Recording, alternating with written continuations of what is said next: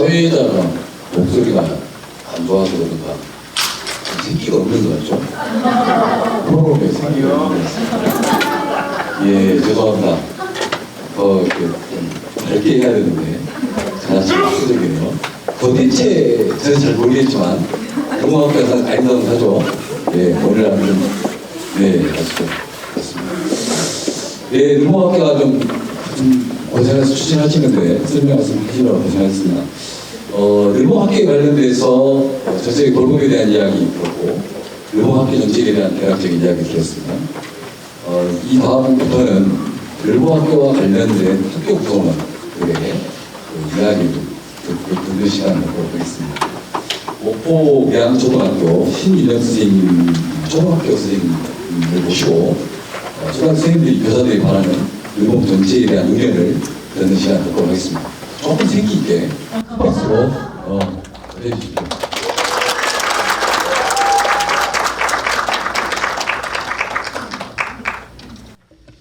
갑자기 생기 말씀하셔가지고 부담이 너무 스럽습니다. 네. 저는 목포 미양초등학교에서 근무하는 교사 신윤혁입니다. 반갑습니다. 제가 저희 학교에서 지금 3학년, 6학년 대상으로 과학을 가르치고 있어요. 여기 계신 분들 다 3학년 때 정도에 배웠을 내용입니다. 한번 보실까요? 지금 페트병이 있고 이 공기 주입계, 요즘에는 이제 영어 쓰면 안 돼서 펌프보다는 공기 주입계라고 합니다. 근데 구멍이 뚫려 있어요. 하나는 테이프로 막아놨고 하나는 뚫려 있습니다. 열심히 학생들이 실험 도중에 막 이렇게 합니다. A, B 중에 풍선이 부푸는 경우는 뭘까요? 네, B입니다. B. 네. B는 펌프질만 아주 빠르게 연속적으로 잘하면 충분히 페트병을 꽉 채울 정도로 채워집니다. A는 아무리 펌프질을 해도 이 유격 페트병과 공기주입계를 잡고 있는 이 손을 찝히기만 하고 여기저기서 막 비명소리가 나요. 학생들이 막 하다가 막 될 줄 알고 열심히 했는데 손만 찝힌다는 거죠. 여러분들 다 배워서 아실 겁니다. 제가 이것을 왜 말씀드리느냐, 저기 안에 들어있는 풍선은 학생들 같습니다. 펌프 주입계는 늘봄 학교라고 저는 생각합니다. 아이고, 네, 감사합니다. 생기가 좀 생겼나요? 네, 우리가 아이들의 성장을 위해서 학교 정책이나 이런 돌봄 정책이 이루어져야 되는데 그냥 예산 사용하기, 뭐라고 하죠? 이거 사실은 좋은 말인데 일자리 창출은 좋은 말이잖아요. 근데 일자리 창출을 위해서 뭔가 학교 정책이 가는 모습들, 이런 모습들 보면 대체 교육 정책은 누구를 위한 것인가 좀 생각을 해보게 됩니다. 윤석열 대통령이 늘봄 정책 발표할 때 한 학교를 방문했어요. 거기가 어디냐면요, 제 아주 가까운 사람이 거기에 그 근처에 근무를 하고 있어서 알고 있는데 백옷 신도시에 있는 학교를 방문했습니다.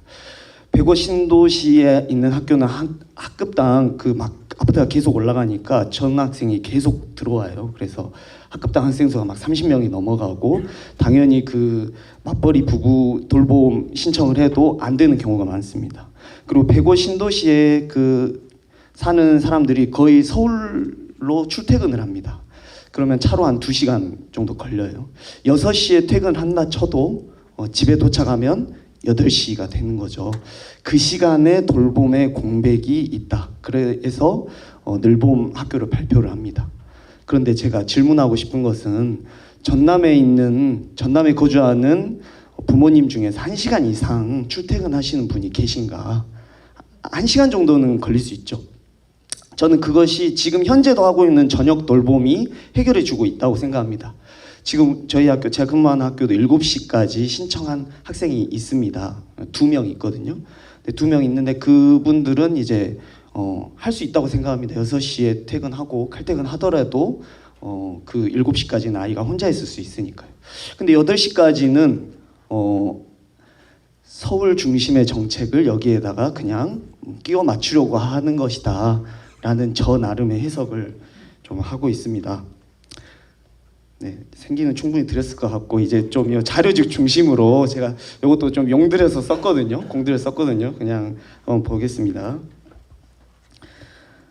학생들의 방과 후 시간은 학교에서 나와 가정에서 지역에서 쉼과 경험을 통해 성장을 도모해야 하는 기회이다. 학교에서 8시까지 가둬놓고 가둬놓고 아무리 좋은 프로그램을 주입해도 쉼과 가정이 없으면 편안하게 쉴 수 있는 가정이 없으면 성장이 어려울 것이다.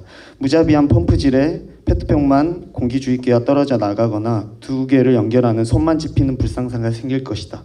학교에서 접해본 저녁 돌봄은 어떤 모습일까? 학생의 모습입니다.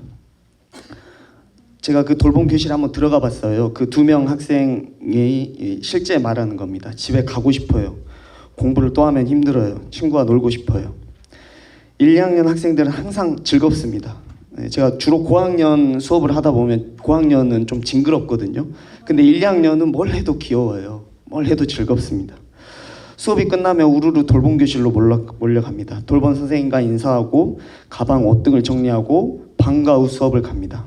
방과 후 수업은 댄스에서 영어까지 다양한 프로그램으로 되어 있어서 체험하고 있습니다. 2, 3개의 방과 후 수업이 끝나면 돌봄 교실로 돌아와 간식을 먹고 담임 선생님이 내준 과제를 돌봄 선생님의 도움을 받아 해나갑니다. 그 외에도 돌봄 특별 수업, 체험형 참여하기도 하고 기초학력 지도를 받기도 합니다. 그렇게 5시가 됩니다. 학생들은 서서히 집으로 갑니다. 대부분 갑니다. 저녁 돌봄을 신청한 2명이 남습니다.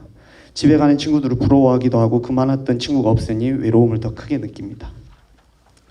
결국 그 2 친구는 저녁 돌봄을 포기했습니다. 그리고 그냥 그 서류상으로만 존재하는 2명의 수요입니다. 그 친구들은 저녁 돌봄을 하지 않습니다. 어떻게 되었냐고 제 돌봄 선생님한테 물어보니까 태권도 학원을 다니는 방향으로 갔대요. 왜 그랬을까요? 그러니까 태권도가 배우고 싶어서가 아니고 태권도 학원에 친구들이 있으니까 간다는 거죠. 네, 그랬다는 겁니다. 학부모님의 이야기입니다. 평소라면 5시까지면 충분한데 학교에서 지원한다고 하니 혹시 몰라서 7시까지 신청해 놓은 거예요.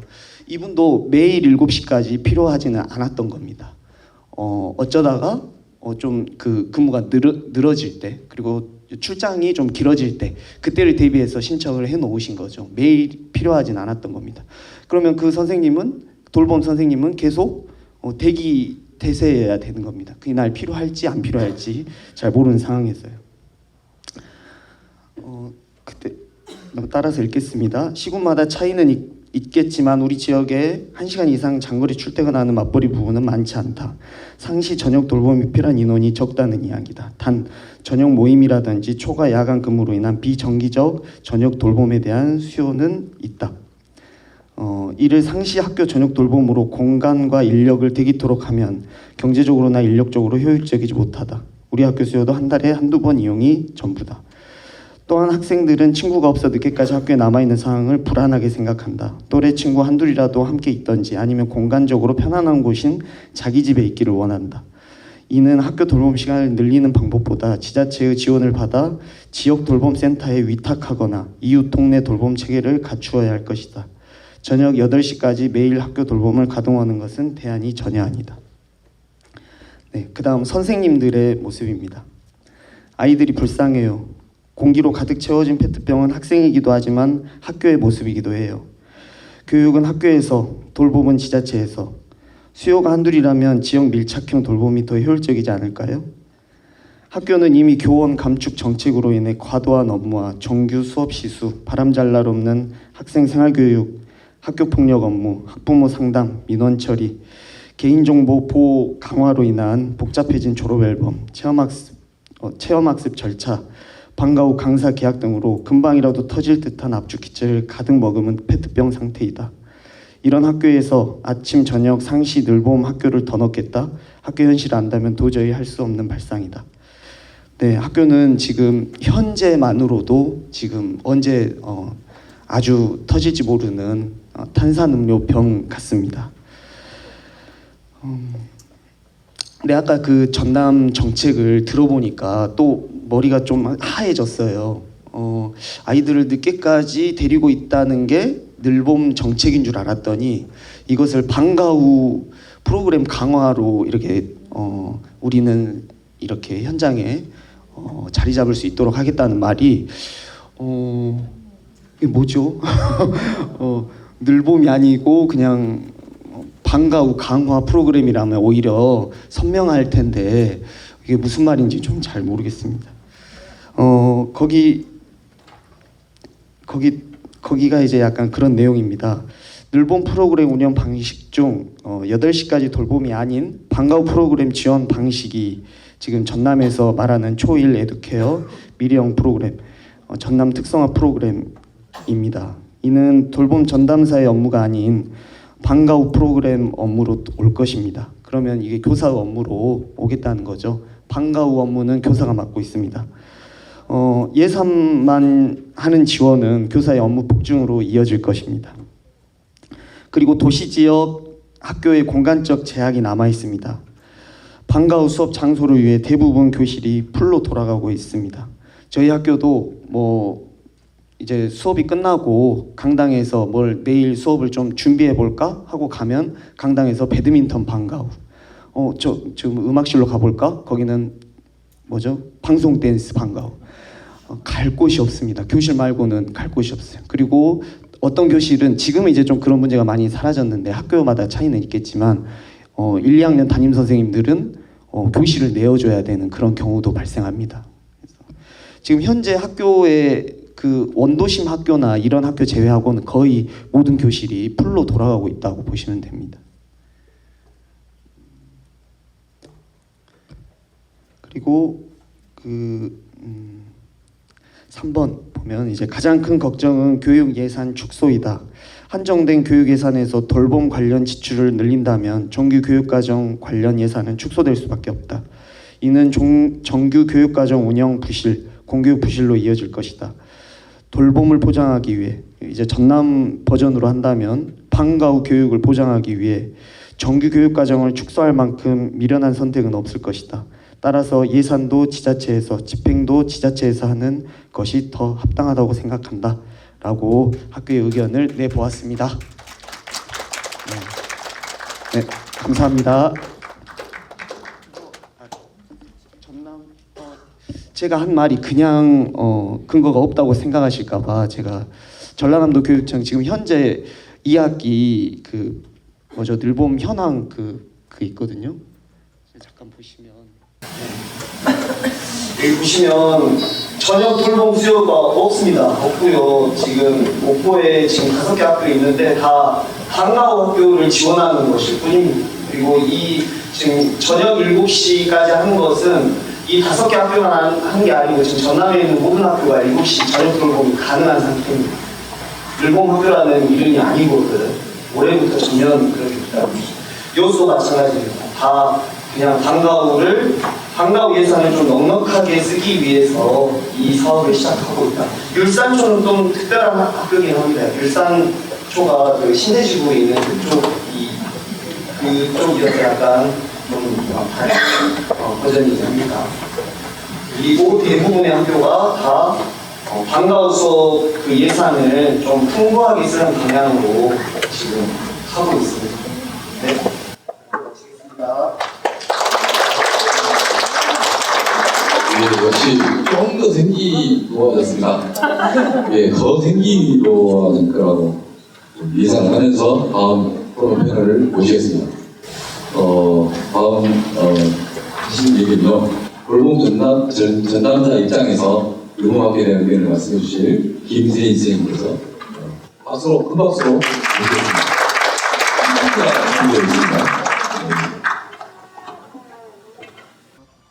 안녕하십니까. 저는 초등 돌봄 전담사 김세인입니다. 오늘 저는 그 초등 돌봄 전담사의 시선으로 늘봄 학교에 대해서 말씀드리려고 하는데요. 10분 동안 짧은 시간이지만 이제 다양한 시선에서 돌봄을 바라봐 주시는 그런 시간이 됐으면 좋겠습니다. 보시면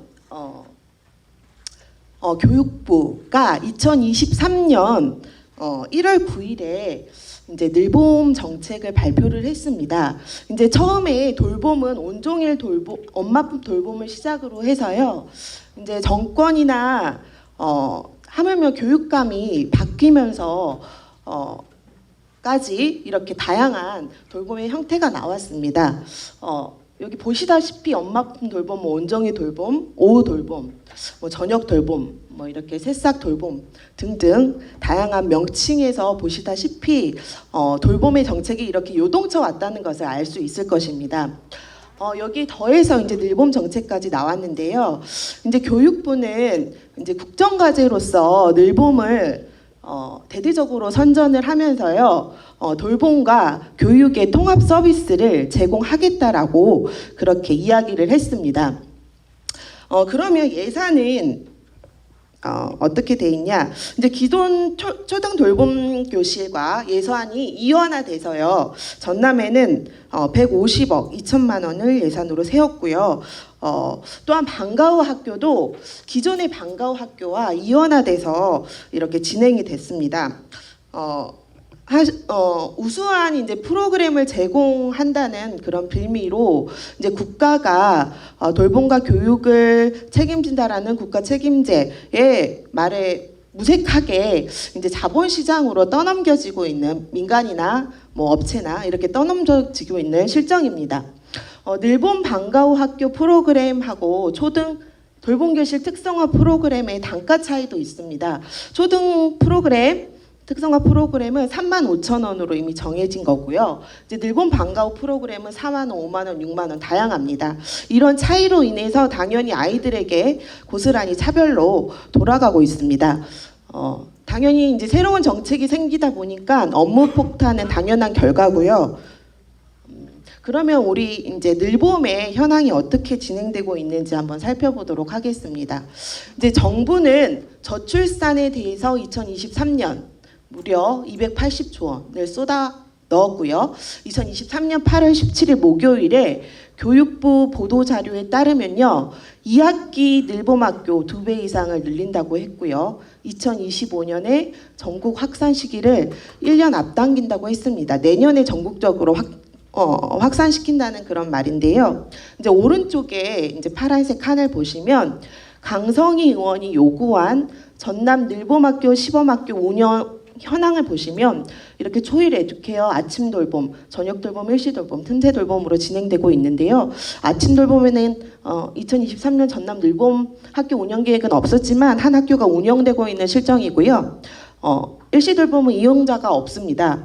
그리고 틈새 돌봄은 아까 이제 교육청에서 말씀하신 것처럼 기존의 방과후 연계형 돌봄과 유사합니다.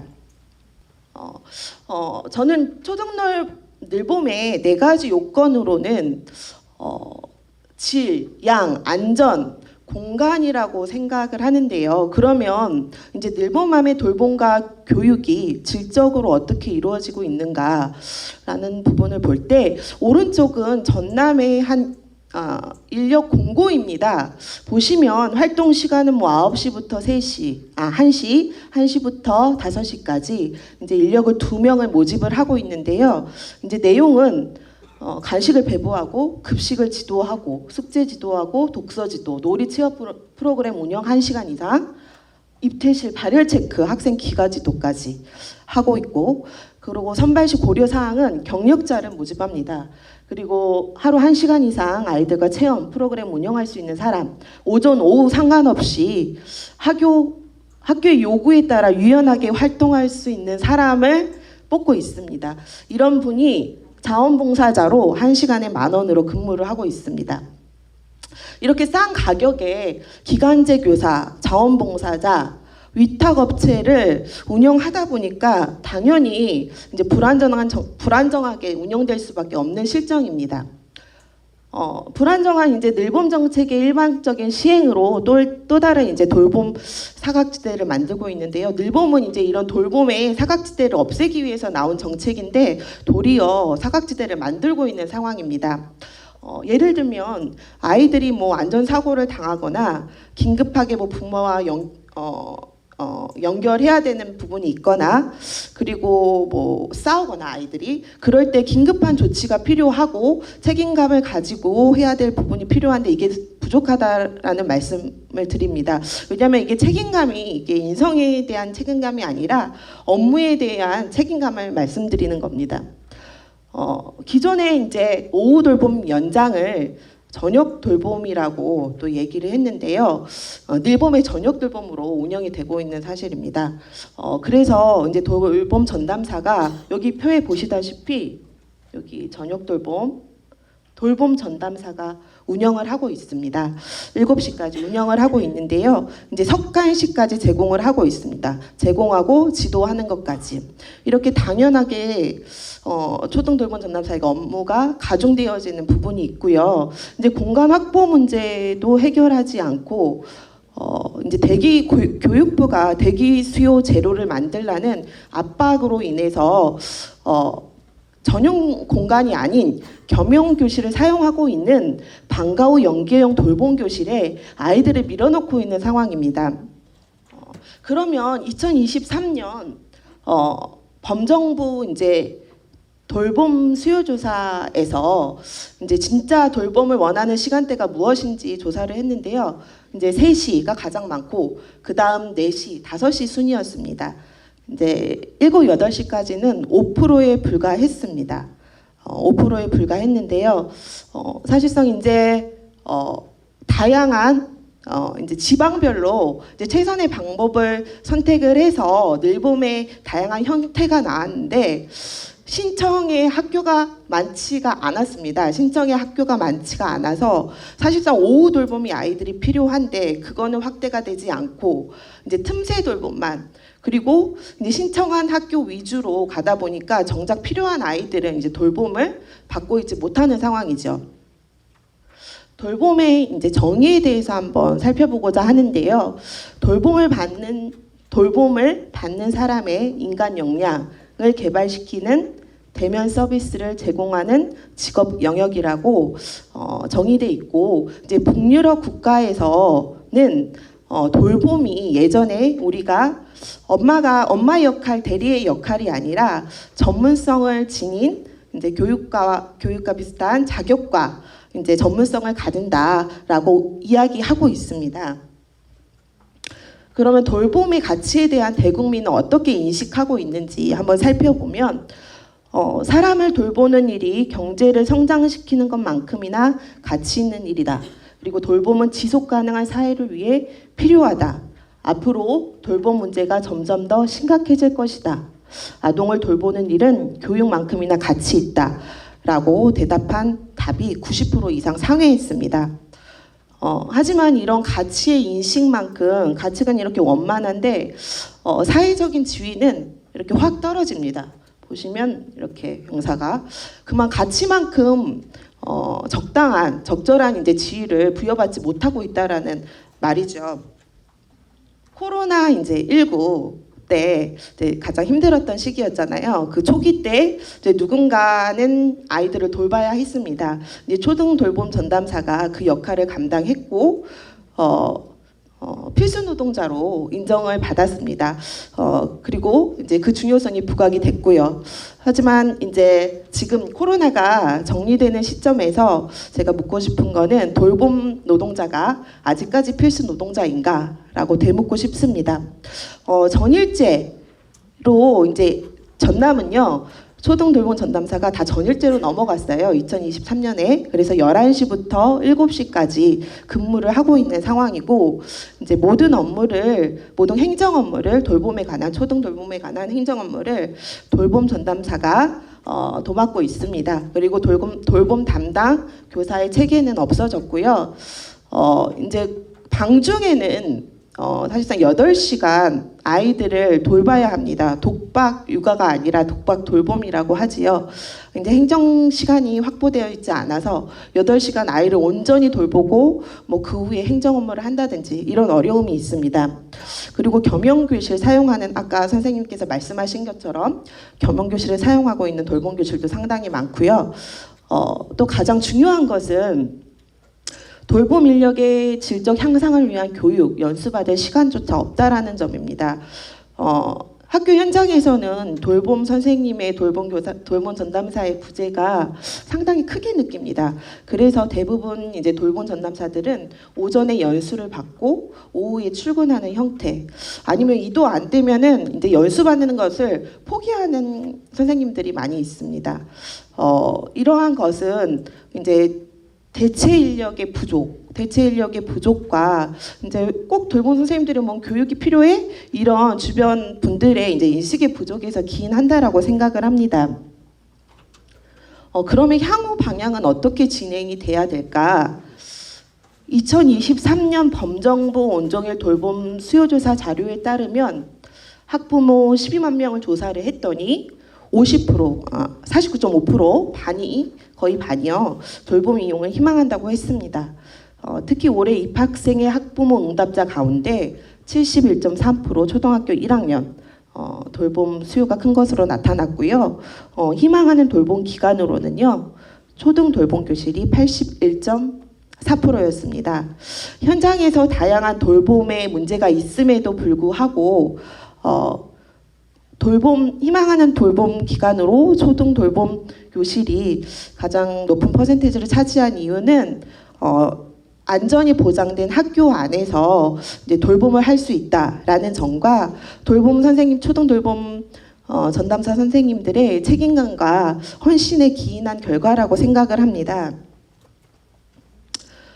그런데 이런 가치에 맞게 알바른 지위를 부여를 받아야 되고 지위와 권한을 인정을 받는 것이 우리의 돌봄의 질을 높이는 지름길이라고 생각을 하는데요.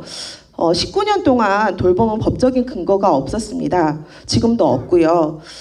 그래서 이 법적인 근거를 마련함으로 이제 안정적인 예산을 확보를 하고 이 안정적인 예산으로 아이들의 돌봄의 질을 높일 수 있다라고 생각을 합니다. 마지막으로 이 사진 하나를 보고 마치고 싶은데요. 여기 있는 이 산책로처럼 보이잖아요. 이 길은 어떤 길일까요? 답이 써져 있어서요. 네, 다람쥐 도로라고 합니다. 여기에 이렇게 잘 안 보이시겠지만 한글과 이제 한글로 영어로 다람쥐 도로라고 쓰여져 있습니다. 그런데 다람쥐가 이제 한두 번 왔다 갔다 할 수 있겠죠. 그런데 이 다람쥐는 이 산책로가 없으면 산을 넘어갈 수 없을까요? 넘어갈 수 있겠죠. 넘어갈 수 있습니다. 제가 말씀드리고자 하는 거는, 제가 강조해서 말씀드리고자 하는 거는 어떤 예산을 올바로 쓰자 이런 표면적인 관점이 아니라 목적이 있으면 목적에 맞게 내실 있게 심도 있게 진행되기 바라는 마음에서 이 사진을 한번 띄워봤습니다. 들어주셔서 감사합니다. 전남에 싹 사라지더라도 한 곳은 살아남을 것 같습니다. 저는 곡성이라고 생각합니다. 제가 곡성 고등학교에서 근무하고 있는 최민상인데요. 예, 저희 어렵게 곡성의 그 대표님을 모셨습니다. 그 곡성에서 돌봄에 대한 부분을 어떻게 고민하고 있는지, 지금 돌봄 얘기하는데 막 좀 힘이 빠지잖아요. 다 선생님도 반대, 다 반대하는 상황인데 결국 이제 이러한 것들을 어떻게 서로 슬기롭게 같이 대응하고 어떻게 극복해야 되느냐에 대한 이야기인데, 약간 결은 다르지만 곡성 교육회의에서 돌봄에 관련된 뭐 이런 어떤 활동들이나 이런 내용도 있는데 뭐 잠깐 그 내용들을 제가 어렵게 부탁했습니다. 뭐 읍소했습니다. 그래서 멀리 여기에서 가장 먼 데가 곡성이거든요. 곡성에서 물론 여수 광양도 있을 텐데 곡성 진짜 멀어요. 거기서 오셨습니다. 그래서 큰 박수로 곡성 대표님을 모시겠습니다.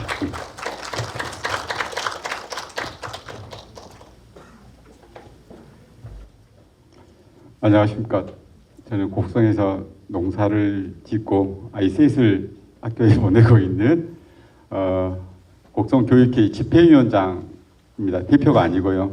대표는 우리 선생님들이 잘 아시는 허성균 전 교육장님께서 대표를 맡고 계시고, 요즘에 허성균 전 교육장님은 완전한 사회운동가로 변하셔서 지역사회에 대표적인 진보적인 사회운동가로 활동하고 계시는 중입니다. 저는 자료를 이렇게 깔끔하게 정리하지 못하고 조금 우리 곡성말로 좀 추접하게 좀 준비해왔습니다. 이해해 주십시오. 네, 제가 오늘 여러분들과 함께 나누고자 하는 얘기는, 사실 저는 여기 계신 선생님들이나 처럼 돌봄이나 학교 안에 대한 일에 대해서 전문가는 전혀 아닙니다.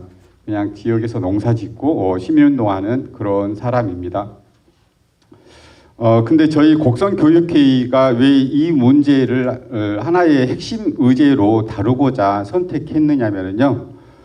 실제로 이제 그냥 단순하게 저희가 이것을 딱 만들어서 했던 게 아니고요. 과정이 있었습니다. 그래서 곡성교육회의는 사실 작년 10월 25일, 지금 딱 이제 1년이 조금 넘었는데요.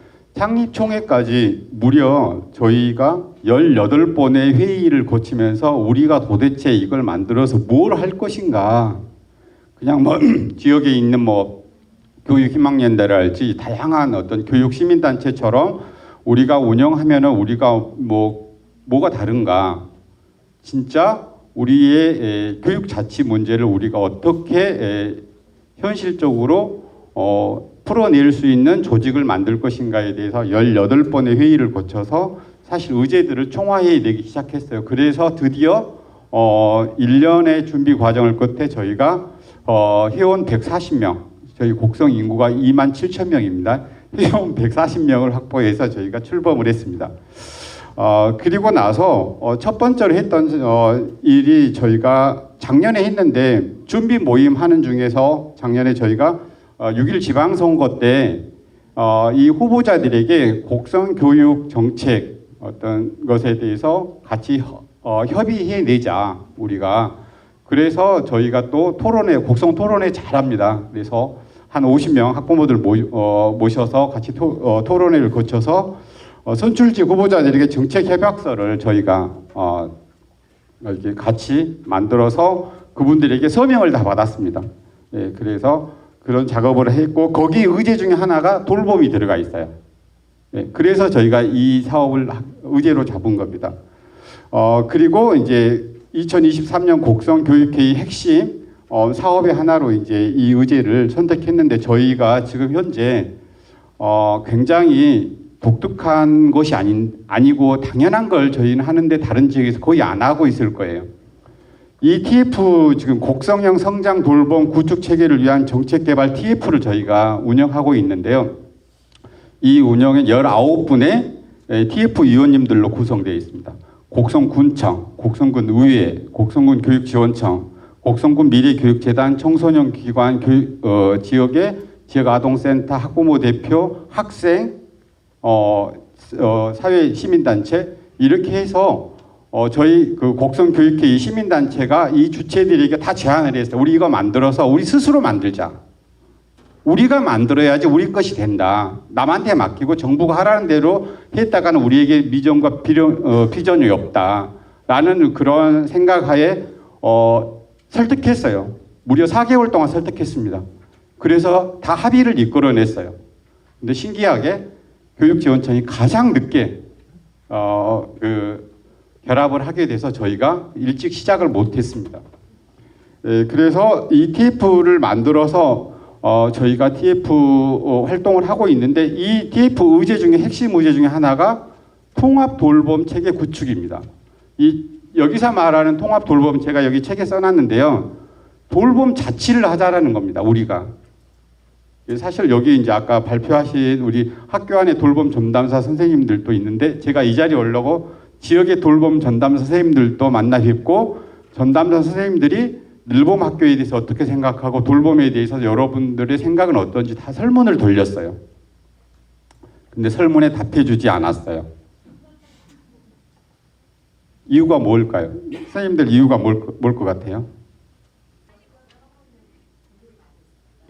예.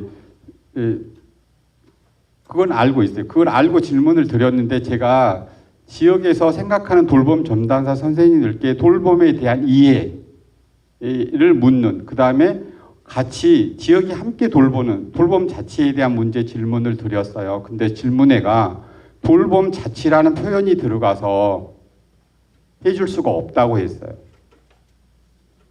마음이 무너진 줄 알았습니다. 그래서 돌봄 전담 선생님들에게 저는 오늘 이 자리에서 말씀을 드리고 싶었어요. 뭐냐면 제가 좀 떨리는데요. 여러분들과 우리 지역은 어떻게 연결되어 있는가? 이걸 저는 묻고 싶어요.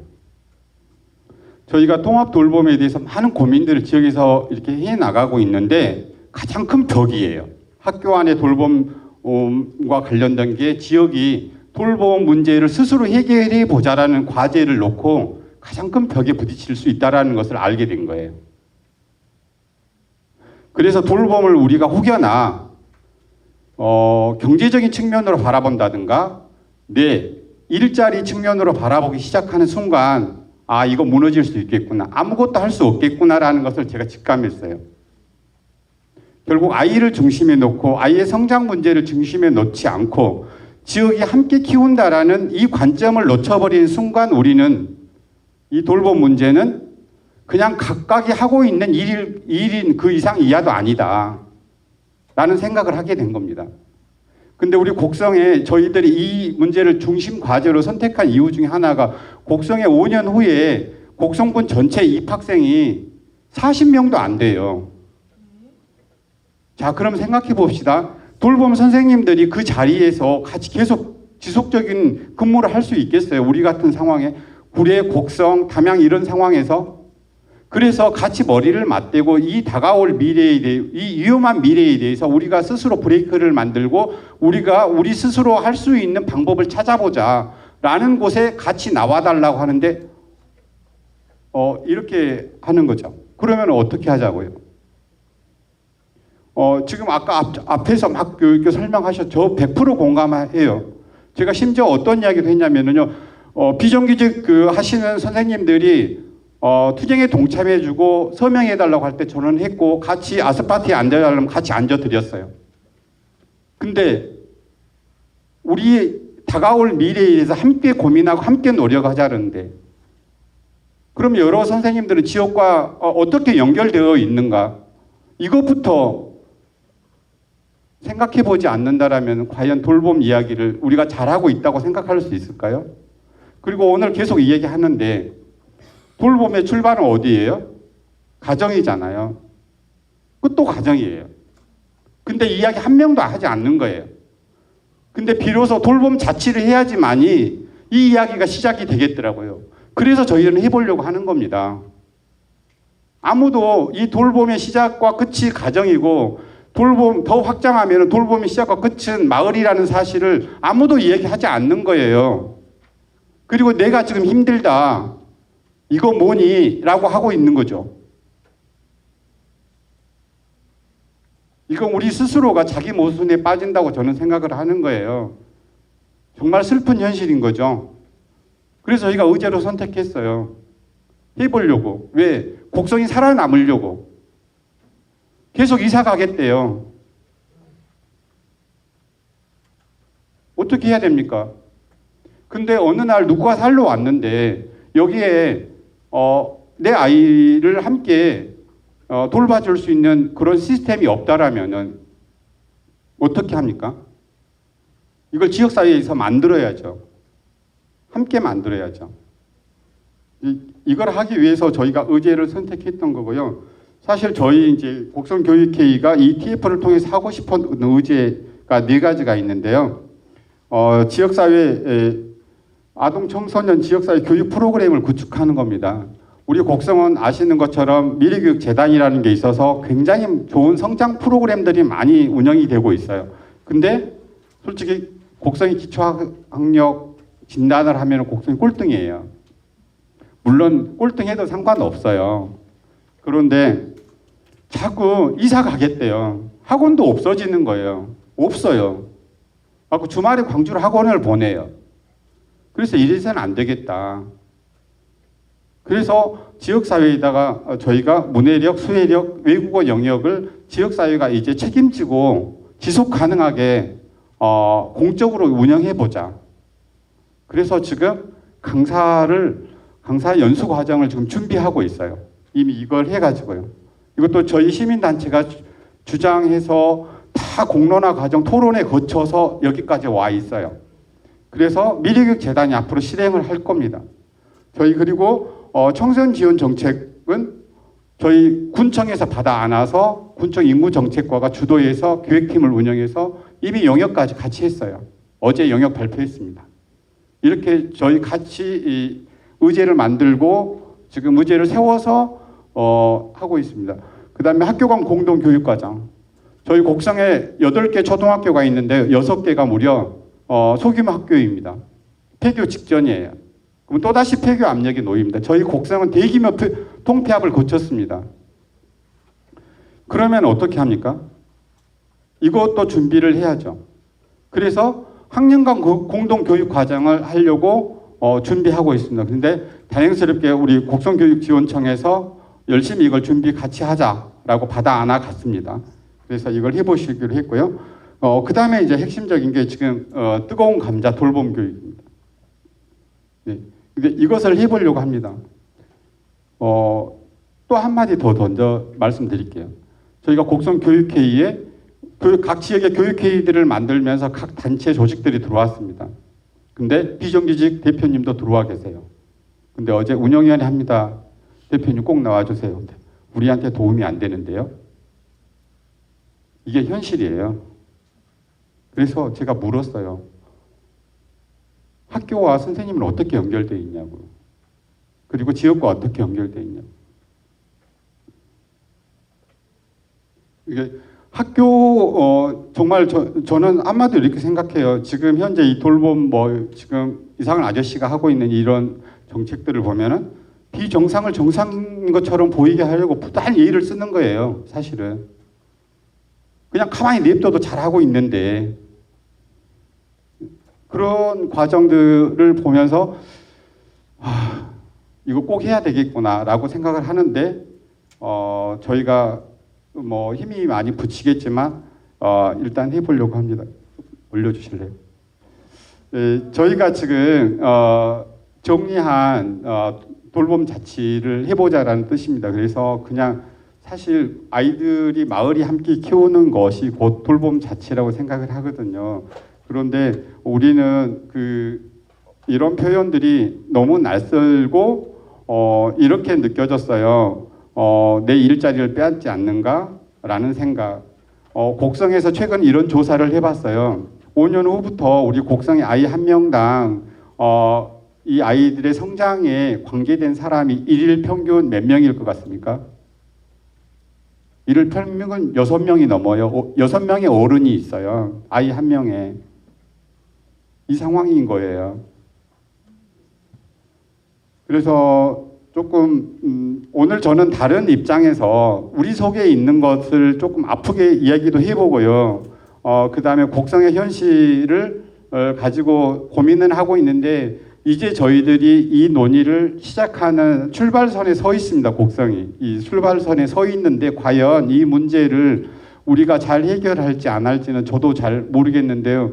안 가본 길을 저희가 가보려고 해요. 좀 많이 옆에서 관심 가져주시고요. 근데 저희가 지난번에 지역 아동센터 선생님들하고는 한번 같이 토론을 했어요. 토론을 했는데 너무 시선이 좋은 거예요.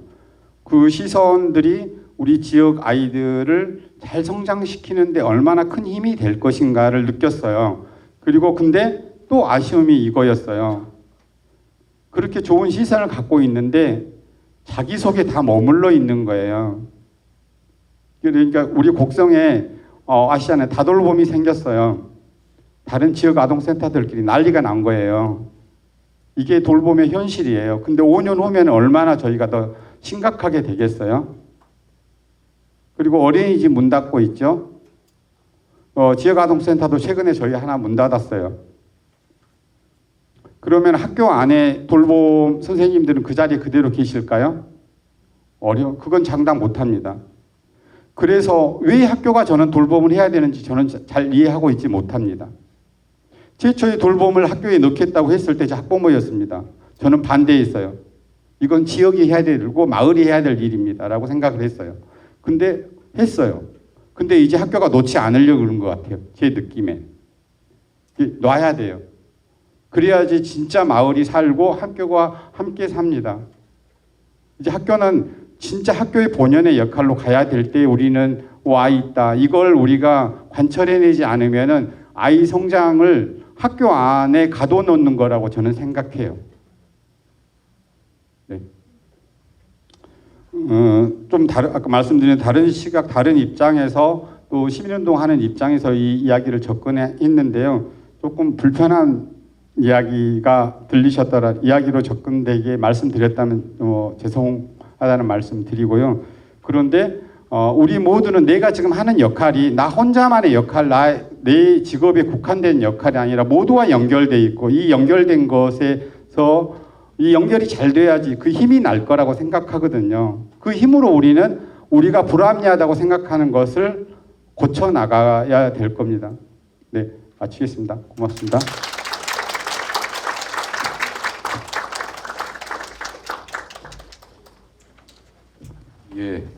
예. 제가 막 혼나는 것 같아서 상당히 불편했습니다. 하여튼 다양한 관점과 다양한 이야기들이 되었고요. 결국 살기 좋은 우리 고장, 우리 교육, 돌봄 만들기 위해서 이런 이야기들을 하고 있다고 생각됩니다. 오늘 기조 발제하신 분과 잠깐 말씀해 주셨던 토론 패널 다 올라가셔서 질의응답 및 상호 토론을 간단하게. 네, 반갑습니다.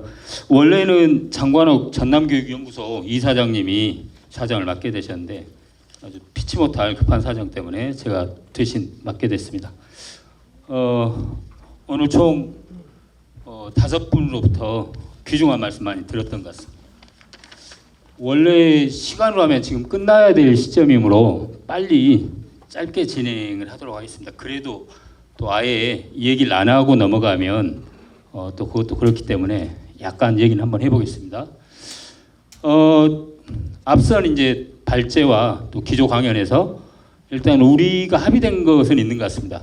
돌봄에 대한 어찌됐든 사회적인 요구나 수요는 있고 이것을 공적 체계를 통해서 충족시켜야 된다. 여기에 대해서는 어느 정도 이견 없는 것 같은데 구체적으로 이제 강론으로 들어가면 조금씩 이견이 나오는 것 같아요.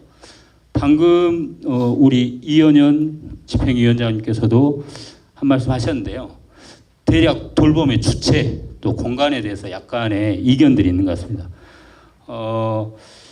되게 학교에 있는 초등학교 선생님들은 대체적으로 공간이랄지 업무 예산 인력 등의 문제를 들어서 학교로부터 분리 또 지자체로 이관에 좀 방점을 두고 계시는 것 같고 반면 돌봄 실제로 담당하고 계시는 우리 전담사 선생님 같은 경우 돌봄이 가진 가치가 사회적으로 현재 인정받지 못하고 있다 제대로 이런 문제의식을 가지고 있고 또 학부모들이 학교라는 공간을 신뢰하고 있다는 점 또 안정적 돌봄의 필요성 이런 것들을 볼 때 현재와 같이 학교를 중심으로 한 돌봄 체계 이것이 유효하다라고 지금 보고 있는 것 같습니다.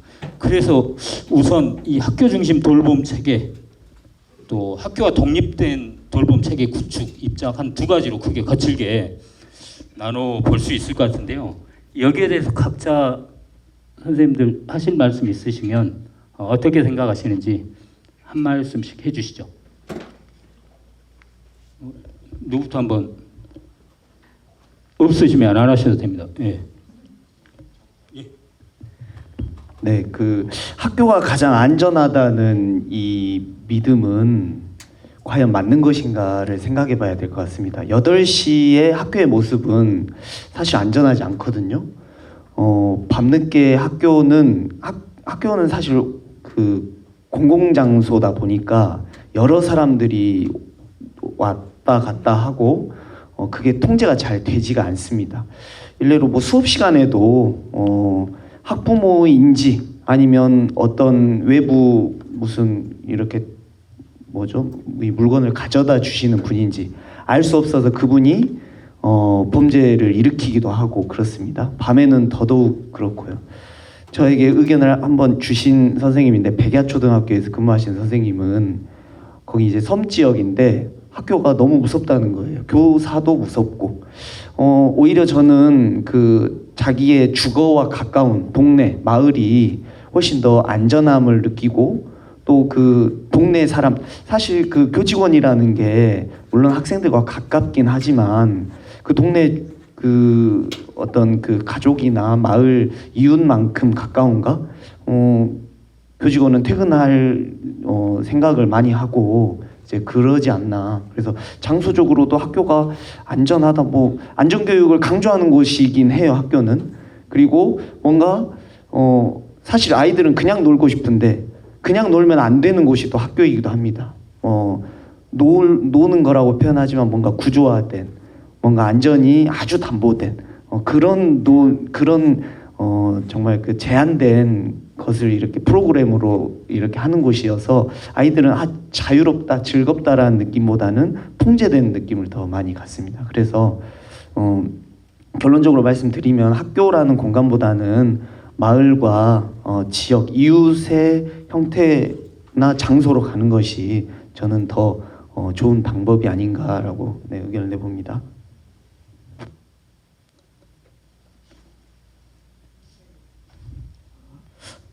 사실은 이제 돌봄이 7시까지 운영되어 온 건 올해부터입니다. 올해부터 이제 초등 돌봄 전담사 선생님들은 7시까지 아이들이 정말 7시 가둬둬야 되나 이런 마음은 동일합니다. 하지만 교육청에서 저희의 마음과 다르게 7시까지로 이제 말씀을 하셨고 그래서 저희가 7시까지 운영하게 됐습니다. 사실 저녁에 위험한 거는 누구나 공감하는 이야기입니다. 뭐 학교라든지 뭐 주변에 어두워진 곳은 다 위험하지요. 하지만 제가 저희들이 말씀드리는 돌봄의 부분은 제가 전에 말씀드렸다시피 오후의 돌봄을 이야기합니다. 오후의 돌봄이 확장이 돼야 되고 그런 부분이 뭐 안전 뭐 말씀하신 뭐 안전의 부분에 그런 부분에 뭐 그렇게 많이 부합할까라는 부분에 대해 더 생각해봐야 될 부분이고 지금 이렇게 말씀하시는 뭐 돌봄의 주체가 누가 돼야 되느냐의 그런 질문은 사실상 제가 보기에 오늘 정책 포럼의 주제에 조금 엇나간다라는 생각이 듭니다. 이런 부분에 대해서 조금 이렇게 이야기 나누는 부분에 대해서 좀 다른 부분을 좀 생각해 주셨으면 좋겠습니다. 네, 돌봄 관련해서 말씀드리겠습니다. 이제 앞에서 이제 신은혁 선생님과 이제 김세인 선생님께서 아마 말씀하신 부분도 있을 텐데요. 현재 이제 지금 돌봄 전담사 선생님들께서 업무 협약 관련으로 7시까지 이제 근무를 해야 되는 이제 그런 부분 때문에 이제 돌봄 시간은 7시까지로 되어 있지만 사실상 실제 현황을 보면 학생들이 5시나 6시 이 사이에 많지 6시 이후에는 거의 이제 학원을 가거나 이제 그 이후에는 거의 학생들이 없습니다. 이제 학생들이 없는 상황에서 또 돌봄 전담사 선생님들께서는 이제 계속 7시까지 또 근무를 해야 되는 그런 좀 어려움이 있고 또 교장 선생님들 입장에서 봤을 때도 좀 어려움이 있는 건 사실입니다. 그래서 이러한 좀 어려움을 저희도 이제 공감을 하고 이제 저희가 좀 검토하는 부분은 좀 탄력적으로 이제 근무 시간을 이제 조정할 수 있는 이제 그런 부분을 저희가 이제 검토를 하고 있다는 걸 좀 말씀드리고 싶고요. 그리고 8시까지 그렇게 연장하는 부분은 사실 저희도 좀 안 맞다고 생각을 합니다. 그 부분은 충분히 저희도 공감을 하고 있고 그래서 이제 아까 저희가 말씀드렸다시피 이제 희망에 따라서 하겠다는 겁니다. 이제 그래서 이제 그 부분 다시 한번 말씀드리고 싶습니다. 그리고 이제 학교 안에서 이제 이렇게 돌봄 자체는 제 개인적인 생각도 돌봄은 학교 밖으로 가야 되는 부분은 저도 개인적으로 갖고 있습니다. 그래서 이제 저희가 충분히 이제 더 고민하고 더 확대돼야 되는 모델은 이제 지역사회하고 지자체, 어떤 지역아동센터나 이제 이런 기관들하고 좀 더 협의를 해가지고 좀 그쪽과 좀 연계하는 그런 모델이 좀 확산되었으면 하는 바람입니다. 네, 여기까지입니다. 뭐 더 나머지 분들 중에 하실 말씀 없으신가요? 그러면 한번 방청석의 의견 한번 질문 좀 들어보도록 하겠습니다. 네.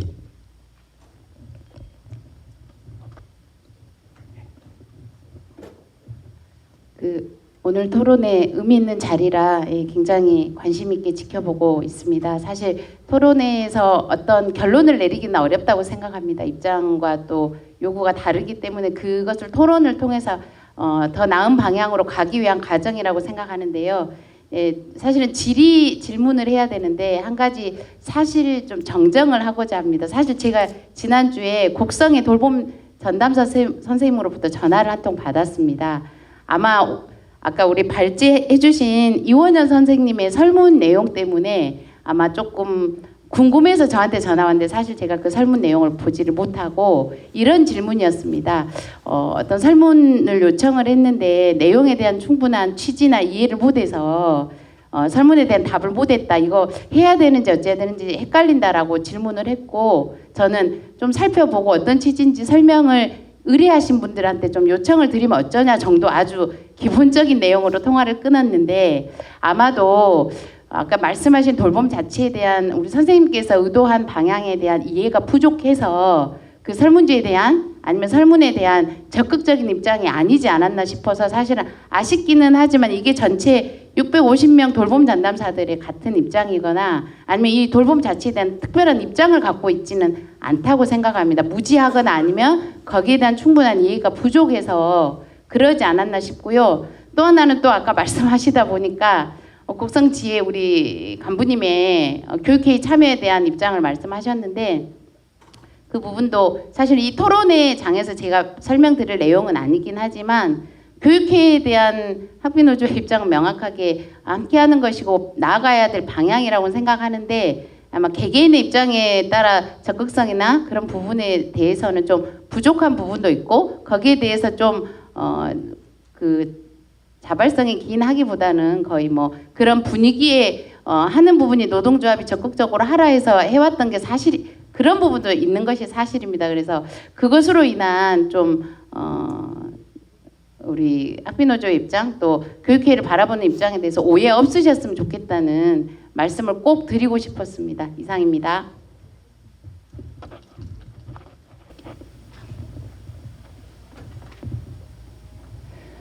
반갑습니다. 저는 순천에서 지역아동센터 5군데를 운영하는 대표 참된 사회적협동조합 대표 임숙미입니다. 저는 오늘 이 토론회를 한다고 해서 다른 일을 접어두고 늘봄학교 학대에 대해서 관심을 가지고 왔습니다. 저는 전라남도 행복돌봄 공동체 공모사업에 선정돼서 토요돌봄도 하고 있었고요. 이번에 순천지원청에서 순천교육지원청에서 토요돌봄 지역사회와 함께하는 토요돌봄에 공모 신청을 해서 지금 현재 교육청에서 하고 있는 토요돌봄을 지금 현재 하고 있습니다. 저희는 돌봄에 있어서는 전문성을 가지고 있습니다. 그리고 순천 시내에서 각 동마다 지역아동센터가 저희가 왕조 1동에 있는데요. 5개 이상 있습니다. 어떤 동은 7개까지 있는 데도 있습니다. 학교에서 제가 교장선생님을 찾아갔습니다. 왜냐하면 작년까지만 해도 돌봄 수요가 40-50명을 봤었는데 올해 2023년도에 초등학교에서 70명 이상을 모집을 해서 아동들이 갔습니다. 저희가 1년에 아동들이 이 1, 2월 달에 접수를 합니다. 들어오겠다고. 6명이 보통 평균적으로 접수를 합니다. 6, 7명이. 올해도 6, 7명이 접수를 했는데 4명이 안 오겠다고 빠진 겁니다. 그래서 왜 그러시냐 상담 전화를 드렸더니 학교에서 연락이 와서 학교에서 해준다고 하니 그쪽으로 가야 되겠다. 참 마음이 아팠습니다. 그래서 교장 선생님 찾아갔습니다. 저희는 일개 기관이고 학교는 공공기관입니다. 경쟁이 될 수가 없습니다. 같이 상생하시려면 학교에서 70명 이상, 76명을 받는다는 건 좀 어렵지 않습니까? 학교에서도 저희 동네에 7개 시설이 있는데 지역아동센터가 같이 가셨으면 좋겠습니다 했더니 몰랐다 하시더라고요. 그리고 7개나 있는지도 몰랐다. 이렇게 말씀을 하셔서 제가 말씀을 드렸고 올해 그 학교는 올해는 받았지만 1, 2학년만 우선 실시를 하고 있으니까 3, 4학년, 이게 2학년 졸업을 하게 되면 보내야 되니까 원서를 가지고 오시면 같이 해서 모집을 해주겠다. 3학년 친구들을 보내주겠다. 이렇게까지 말씀을 하셔서 참 감사하긴 했습니다.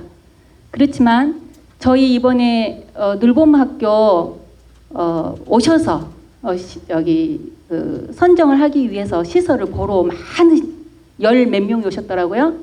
오셔서 보시고 하시는 말씀들 참 좋은 시설을 가지고 있네요. 참 지리적으로 좋은 위치에 있네요. 라는 말씀을 들었습니다. 이렇게 돌봄을 할 수 있는 전문적인 인력을 갖추고 있는 좋은 시설을 갖추고 있는 시설들이 있음에도 불구하고 학교에서 이것들을 모두 감당한다는 것은 좀 맞지 않다고 생각합니다. 그래서 이번에 순천지원청에서 토요늘봄학교 이거를 했었을 때 정말 저는 환영했고 박수를 쳤고 드디어 지역사회와 함께 하는구나. 교육청에서 이렇게 봐주고 있구나. 함께 가고 있구나. 라는 거에 대해서 참 감사하게 생각했고 또한 평일늘봄도 관심이 있어요. 이거를 교육청에서 좀 숙지를 하시고 이런 것들을 관심 있게 지역사회에서 보고 있구나. 이런 쪽으로 지원을 해줘야겠다. 이렇게 좀 생각을 해주셨으면 하는 바람이고 또한 지역사회 우리 지역아동센터는 학교와는 다르게 정말 최저임금 가지고 근무를 하고 있습니다. 열악합니다. 순천 같은 경우는 교재를 순천지원청이 지원해주고 있습니다. 참 감사합니다. 그 외에도 문화 프로그램이나 이런 게 있다면 지역사회에 지역아동센터에 좀 더 지원을 해주신다면 더 좋은 프로그램으로 우리 아동들에게 같이 갈 수가 있고 혹시나 급식비를 지원해준다 하면 지역사회에서 방치되는 아동들까지도 저희가 급식을 제공할 수가 있습니다. 그 정도로 열정을 가지고 있는 센터들이 많이 있습니다. 그런 것들을 참고하시고 정책을 하실 때 모든 돌봄 학교에서만 하는 것이 아니라 지역사회와 함께 같이 상생해서 갈 수 있도록 조금 더 생각해 주시면 좋겠다는 생각을 가지고 발언을 신청했습니다. 감사합니다. 네. 저는 전라남도에서 근무하고 있는 중등교사라서 사실 늘봄을 잘 몰랐거든요. 근데 저 아이가 저학년 초등학생이다 보니까 또 늘봄에 관심이 있는 교사이자 학부모로서 오늘 포럼에 참여했고요. 다양한 의견을 들어볼 수 있어서 도움이 많이 되었던 것 같습니다. 근데 아까 곡성교육의회에서 이원현 의장님께서 돌봄의 시작은 가정과 지역사회라고 이렇게 이야기를 해주셨던 부분이 엄청 마음에 와닿았고요. 그런 의미에서 교육청에서는 과연 가정과 지역사회 이야기를 얼마나 들었는지 이제 학교의 이야기는 많이 들으신 것 같은데 아까 곡성에서처럼 가정과 지역사회 이야기를 얼마나 들었는지 좀 궁금하고요. 그리고 사실 지역 소멸화가 곡성만의 문제가 아니거든요. 전라남도에 정말 많은 문제인데 학교 간 공동교육과정 상당히 어렵거든요. 근데 곡성은 이게 지금 되어가고 있다는 점이 참 대단하다고 생각되고 거기서 이 협력 TF가 큰 역할을 한 것 같은데 이런 바람직한 모델을 도에서 아까 늘봄이 들어왔는데 돌봄 방과 후 그대로 하겠다는 그런 추상적인 계획보다는 이런 곡성 TF가 선도적으로 이렇게 하고 계시잖아요. 이런 것들을 좀 따라서 하시든지 뭐 이렇게 벤치마킹 하셔가지고 이런 TF와 같은 실질적인 계획을 추진하실 계획이 있으신지 그 두 가지를 질문 드리고 싶습니다. 감사합니다. 먼저 이제 늘봄학교로 인해서 좀 학교 현장이나 좀 여러모로 좀 어려움이 있다는 부분은 저희도 이제 충분히 이제 공감하고 있습니다. 이제 사실 아까도 이제 말씀드렸다시피 이제 중간에 갑자기 이제 들어온 부분이고, 그리고 아까 제가 처음에 이제 말씀드린 부분은 좀 똑같은 부분인데 굳이 늘봄이라는 게 이제 들어와가지고 괜히 혼선을 일으켰다는 이런 부분을 좀 해소시켜 드리고자 좀 그런 부분을 강조해서 제가 좀 말씀을 드린 것 같아요. 그래서 이제 기존대로 좀 운영하겠다라고 이제 말씀드린 부분이고, 가정하고 이제 지역사회 부분 이제 의견 이제 부분은 모르겠습니다. 그러니까 좀 저희가 의견 수렴하는 데 있어서 좀 뭐 부족한 부분이 이제 있었을 수도 있을 것 같아요. 근데 이제 오늘 이 자리를 빌어서 저희도 이제 다양한 이제 의견들을 들었고, 좀 뭐 학교뿐만 아니라 좀 아까 이제 지역아동센터 분의 이제 의견도 들었는데요. 좀 여러 방향, 여러 입장의 좀 의견을 앞으로도 좀 더 많이 듣겠습니다. 이제 좀 듣고 좀 의견을 수렴해서 좀 모두가 공감하는 그런 좀 정책을 좀 추진하겠다는 걸 이제 말씀드리고 싶고, 그 다음에 곡성 TF 이런 부분, 그러니까 이게 비슷한 유형인지는 제가 좀 모르겠습니다만은, 지금 아까 이제 말씀드린 것 중에 처음에 제가 발표할 때 말씀드린 것 중에 이제 영암 미래형 이제 잔류형 미래 선도지구 선정으로 인해서 이제 그 자체 미래교육팀에서 추진한 이제 TF팀을 꾸려가지고 이제 중간 지원 조직으로서 미래교육재단을 이제 만들고 이제 지자체하고 연계하는 그런 모델을 추진하고 있습니다. 그래서 이제 미래교육재단 안에 이제 영암 군청 팀 하나, 그 다음에 교육과 관련된 이제 저희 이제 교육지원청 차원의 그런 팀 하나, 이렇게 두 개로 꾸려가지고 이제 학교에서만 국한되는 게 아니라 이제 지역사회, 지자체 그런 기관들이 와서 운영하는 그런 좀 모델을 좀 추진하고 있다는 것을 말씀드리고 싶습니다. 그리고 이제 이 기회를 빌어서 아까 이제 순천 지역아동센터 이제 말씀해 주셨는데요. 사실 이제 올해는 시범청 4개 중심으로 이제 토요 돌봄이나 토요 방과후 지역사회 연계한 그런 프로그램 운영을 했습니다. 이제 내년에는 이런 시범의 의미가 사실 없어졌죠. 그래서 저희가 되도록이면 이런 연계하는 이런 프로그램들을 좀 권장하고 있습니다. 그래서 좀 확대시키려 하고 있고요. 또 이런 모델이 더 많아질 수 있도록 충분히 저희도 지금 고민하고 있고 좀 협의 중에 있습니다. 네, 이상입니다. 신유혁 선생님. 네, 제가 교육지원청 별로 편들어주고 싶진 않은데요. 저는 지원청이 학부모의 의견을 다 들을 수 있는 게 가능한가라는 의문이 듭니다. 오히려 읍명동사무소에서 그 사는 지역, 아파트, 뭐 집, 동네 거기에서 의견을 청취해야지 저는 더 근접하게, 밀접하게 들을 수 있다고 생각하거든요. 지원청에 생각보다 인원이 별로 없어요. 또 목포 지원청 안에서 목포 수십 개 그 동이 있는데 거기에서 그 돌봄의 수요를 정확하게 얻는다. 저희 학교에서도 학구가 꽤 넓거든요. 거기에 밀착된 그 돌봄의 수요는 저는 파악이 불가능하다고 생각합니다. 그래서 이것은 당연히 지자체인 읍명동사무소가 해야지 밀착되어서 그 현황을 파악할 수 있다고 이제 저는 생각이 들고요. 자, 그 지역 아동센터 선생님이 말씀하셔서 저도 이제 비슷한 생각이어서 좀 아까 이제 답변을 드리려다가 못 드렸는데 지역 아동센터의 전문성은 저는 정말 매우 높다고 생각합니다. 제가 6학년 담임하고 있을 때 이 학부모가 연락이 잘 안 되는 학부모예요.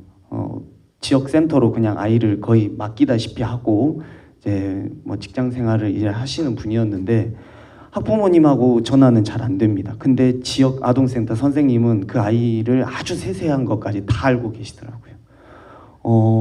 이게 저는 돌봄이라고 생각했어요. 그게 그 친구 공부 그렇게 잘하진 못했거든요. 근데 공부를 하는 프로그램을 돌리는 곳이 아니고 정말 그 부모님 품처럼 가정처럼 이렇게 따뜻하게 해주는 곳이 저는 지역 돌봄 센터라는 생각이 들었고 가서도 느꼈지만 학교는 공공장소거든요. 누구나 처음 본 학교에서도 돌봄 교실 찾을 수 있습니다. 몇 명한테만 물어보면 돌봄 교실이라고 딱 써져 있어요. 거기가 안전할까요?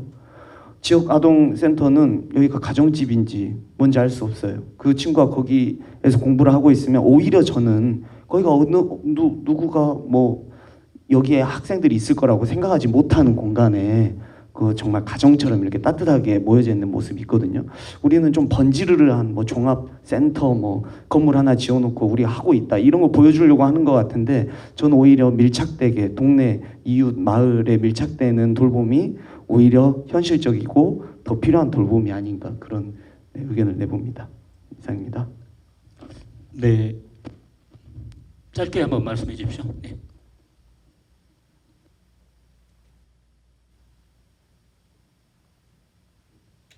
저희 상반기에 곡성에서 어떤 용역을 하나 했냐면은요. 여기 전남 여성가족재단을 의뢰를 해서 돌봄 수요에 대해서 곡성군 전체를 총화해서 조사를 했어요. 그래서 그 영역 발표를 했는데 되게 잘 하셨더라고요. 근데 진행 과정에서 교육 이해 당사자들과 다 개별 면담하고 굉장히 깊이 있게 영역 조사를 했는데 지금까지 제가 본 영역 조사 중에서 가장 도움이 많이 됐던, 그래서 저희들이 지역 통합 돌봄 자치를 만드는 근간 자료로 사용하기로 지금 하고 있거든요. 그걸요. 그런 것을 각 지자체 단위에서 해서 교육지원청 단위하고 함께 공유를 해서 만들면 좋지 않겠나, 그런 사례를 좀 저희가 지금 가지고 있다라는 걸 좀 말씀드려 봅니다. 네, 감사합니다. 하여튼 돌봄의 영역이 많이 중첩이 되어 있고 여기에 관계돼 계신 분들이 많기 때문에 이런 부분들을 또 조정하고 통합하고 또 협력 체계를 구축하는 것이 대단히 쉽지 않은 일이다 이런 생각이 듭니다. 그런 쉽지 않은 일들을 어찌됐든 이제 곡성 지역에서 아동을 중심에 놓고 다양한 돌봄 주체들의 어떤 협력 체계를 구축하는 이런 사업을 지금 진행을 하고 있는데, 오늘 또 주로 나왔었던 또 주제 중에 하나가 우리 전남 지역 여건에 맞는 돌봄 체계 구축이라는 것이 뭐겠냐라고 하는 것이었는데, 물론 우리가 여기에서 더 많이 나갈 수는 없겠습니다만 혹시 그것과 관련한 전남형 돌봄 체계 구축과 관련한 어떤 고민이랄지 제언이 있으시면 짧게 마지막으로 말씀해 주시고 토론 자리를 마칠 수 있도록 하겠습니다. 네. 네, 제가 주제 발표를 했는데 저한테는 질문을 안 하셔가지고 제가 끝으로 한 가지만 제가 좀 부탁 말씀 좀 드리고, 오늘 저는 뭐 다음에 또 제가 뵐 수 있을지 없을지 모르니까 부탁 말씀 좀 하나 드리고자 합니다. 첫 번째는 이제 돌봄주체 여기서 제가 이제 쭉 이렇게 말씀하시는 모습들을 보니까 이게 잘못하면 본질에서 벗어날 수 있다. 강의 제가 맨 마지막에 아동이 정책의 수단이 돼서는 안 된다라고 하는 말씀드렸는데, 그 부분은 꼭 염두해 주셨으면 감사하겠고요. 그런 정책은 절대 성공할 수 없다라고 하는 겁니다. 그래서 대상이 서비스의 제공 대상이 서비스를 개발하는 모형의 기준이 됐을 그 선정 요건이 돼서는 절대 안 된다라고 하는 거. 그렇기 때문에 우리는 많은 고민들을 하는 거죠. 그러기 위해서 우리는 어떤 고민들을 해야 되냐. 제가 아까 그 강의하는 중간에도 제가 말씀을 드렸지만 지금 뭐 지역아동센터, 그다음에 이제 일선 학교에서 돌봄 서비스를 제공하시는 우리 돌봄 전담 선생님들, 그다음에 교사분들 다 여러 계층에서 계신 것 같은데 가장 중요한 게 대상의 목적은 같아요. 대상 타겟은 같은데 사람이 여러 계층이라는 거죠. 지금 현재 기관도 여러 계층이고 여기에 기능 재정립이 반드시 필요하다라고 하는 겁니다. 내가 과연 무엇을 해야 되는가? 우리 기관은 무엇을 해야 되는가? 물론 그 중심에는 아까 말씀하신 것처럼 지역사회가 있고 뭐 가정이 있고 이렇게 한다고 하겠지만 너무 이제 포괄적으로 생각하는 거고요. 당장 이 서비스 자체 돌봄이라고 하는 이 서비스를 두고 봤을 때 과연 우리의 역할이 뭐냐? 그러면 분명히 해당 지역에서 그 역할론에서 부족되는 뭔가 하나 빠지는 지역이 있을 겁니다. 예를 들자면 아까 제가 강의 중간에 말씀드린 센터 없어진다고 하는 센터 곡성군입니다. 이번에 하나 폐지됩니다. 그 업무를 제가 봅니다. 그러니까 정확하게 아는 거죠. 그때 바로 작동을 하는 게 공적 돌봄 체계가 작동을 해주면 그 지역에 돌봄 인력, 돌봄 대상 아동 한 명이 있더라도 돌봄 기관은 운영이 돼야 됩니다. 그게 국가고 사회가 해야 되는 일이거든요. 그런데 민간이 하질 못해요. 그때 바로 공적 기관인 학교가 개입이 되면 더 이상적이겠다라고 하는 생각이 되는 거죠. 네. 그래서 그런 상황들을 역할의 재정립, 그다음에 그 지역 모델의 지역의 특성에 맞는 새로운 모형들을 만들어내는 게 지금 앞으로 우리가 고민해야 되는 부분 아닌가라고 하는 생각이 들고요. 그런 부분에 있어서 아까 곡성의 사례는 매우 우리가 다시 한번 귀감이 되게끔 우리가 다시 한번 봐야 되는 그런 측면일 수 있지 않을까 하는 생각이 됩니다. 그래서 많은 연구들이 좀 필요할 것 같습니다. 그래서 자주 이런 포럼이라든가 이제는 지역의 어떤 그 돌봄 체계 구축을 위한 많은 논의 그다음에 학계의 어떤 그 모형 개발과 관련된 어떤 지원 이런 것들이 좀 이루어지면 우리 전남의 돌봄 체계가 뭐 정부에서 뭐 늘봄학교를 추진하든 뭐 어떤 뭐 다른 돌봄 체계가 새롭게 만들어지든지 간에 제일 중요한 것은 지역사회에 우리한테 맞는 돌봄 체계, 우리가 가지고 있는 인프라를 얼마만큼 잘 활용해서 극대의 효율성과 효과성을 높이느냐라고 하는 것을 고민하는 게 제일 중요하지 않을까 하는 생각이 듭니다. 그래서 아동이 정책의 어떤 수단이 돼서는 안 된다라고 하는 점만 제가 저도 이제 아동복지의 한 사람이라서요. 네, 그 부분만 좀 제가 강조 말씀드리고 저는 오늘 여기서 마치도록 하겠습니다. 네, 고맙습니다.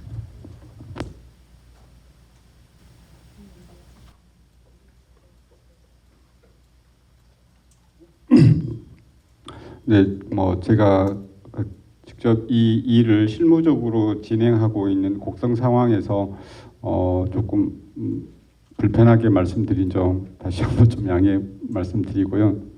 뭐 지역이 전라남도도 좁다 보니 또 이야기가 내일 가면 또 들릴 것 같기도 하고 많이 우려스럽고 걱정스러운 마음입니다. 근데 뭐 모두가 다 함께 학교에 사시는 선생님들 정말 존중하고 또 지역 아동센터 선생님들 존중하지만 제가 아까 말씀 중에 드렸던 핵심적인 말씀이 뭐였냐면은 내가 하는 일에만 중심에 놓고 생각하지 말자.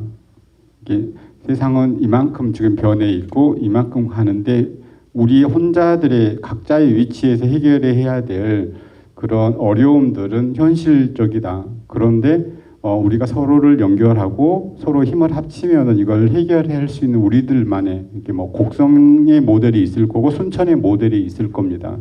이런 거. 그래서 저는 앞으로 지속적으로 우리가 함께 이 어떤 돌봄이나 이런 문제들이 지역화되는 행정이나 이런 업무들이 지역화되고 통합화되어 가야지만이 우리 이런 열악한 지역 단위들이 유지되고 지속 가능한 지역이 될 수 있다라고 생각을 합니다. 그래서 조금은 우리 속에 내가 지금 하는 일에 집중하는 것은 누구나 다 존중받아야 될 부분이지만 결국 내가 이렇게 집중할 수 있는 것은 나와 다양한 연결들이 있기 때문에 가능하다. 이 지점만 좀 같이 생각하고 이 일들을 함께 해 나갔으면 좋겠고 곡성을 좀 그렇게 지켜봐 주셨으면 좋겠습니다. 고맙습니다.